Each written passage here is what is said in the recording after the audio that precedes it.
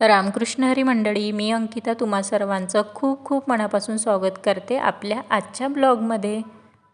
तर आज सकाळी सकाळी मुलींची फरमाईश होती की मम्मी आज आम्हाला टिफिनमध्ये पनीरची भाजी दे। मग मी आज 15 ते 20 मिनिटांमध्ये झटपट अशी पनीरची भाजी बनवली। कशी बनवली हे बघायचं असेल तर व्हिडिओ शेवटपर्यंत नक्की बघा। चला तर मग रेसिपीला सुरुवात करूया।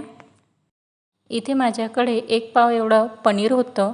या पनीरला सर्वात आधी मी चौकोनी आकारामध्ये कट करून घेतलं। तर तुम्ही इथे बघू शकता आपलं पनीर इथे कट करून झालेलं आहे। आता मिक्सरच्या भांड्यामध्ये 10 ते 15 मी लसणाच्या पाकळ्या घेतल्या, त्यामध्ये थोडं आलं घातलं, 1 वाटी कोथिंबीर घातली, 2 टोमॅटो घेतले बारीक कापून, ते सुद्धा घालून घेतले। त्यानंतर 2 कांदे बारीक कापून भाजून घेतले। वरील सर्व साहित्याची मी एक पेस्ट बनवून घेतली। इथे आपलं हिरवं वाटण तयार आहे। कांदा भाजून घेतला, त्याच कढईमध्ये आपल्याला 2 चम्मच धने, 1 चम्मच जिरं, थोडी कलमी, लवंग, मसाल्याचं फूल आणि खोबरं हे सर्व साहित्य एकत्र करून छान असं भाजून घेतलं। आता हे सर्व साहित्य आपल्याला मिक्सरमधनं छान असं बारीक वाटून घ्यायचं आहे। इथे आपलं वाटण तयार आहे। इकडे मी एका साईडनी पाणी गरम करायला ठेवलं होतं। मसाले भाजलेल्या कढईमध्येच आपल्याला लसण, टोमॅटो यांची पेस्ट आणि कांद्याची पेस्टसुद्धा घालून घ्यायची आहे। ही पेस्ट छान अशी परतली की यामध्ये आपल्याला जो आपण खडा मसाला तयार केला होता तो घालून घ्यायचा आहे। धने, खोबरं, जिरं याची पेस्ट।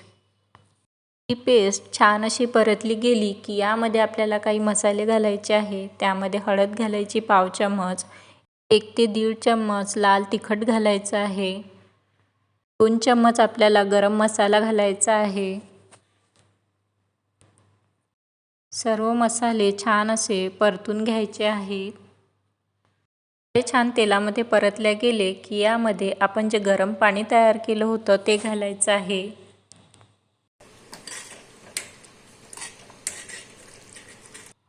आता यामध्ये चवीपुरतं मीठ घालायचं आणि 2 चम्मच आपल्याला घालायचं आहे यामध्ये टोमॅटो सॉस।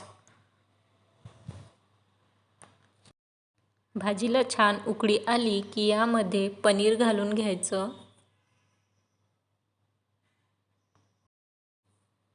पनीर घालून झालं की थोडी कोथिंबीर घालायची।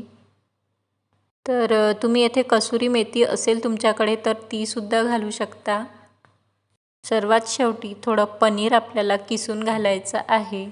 चला तर मग मंडळी, आपली येथे पनीरची भाजी झटपट अशी तयार झाली आहे। तर मंडळी, अशी होती माझी आजची साधी सोपी पनीरची भाजीची रेसिपी। व्हिडिओ आवडला असेल तर व्हिडिओला लाईक करा, शेअर करा आणि चॅनलवरती नवीन असाल तर चॅनलला सबस्क्राईब करायला विसरू नका। भेटूया अशाच एका नवीन रेसिपीसोबत। तोपर्यंत बाय।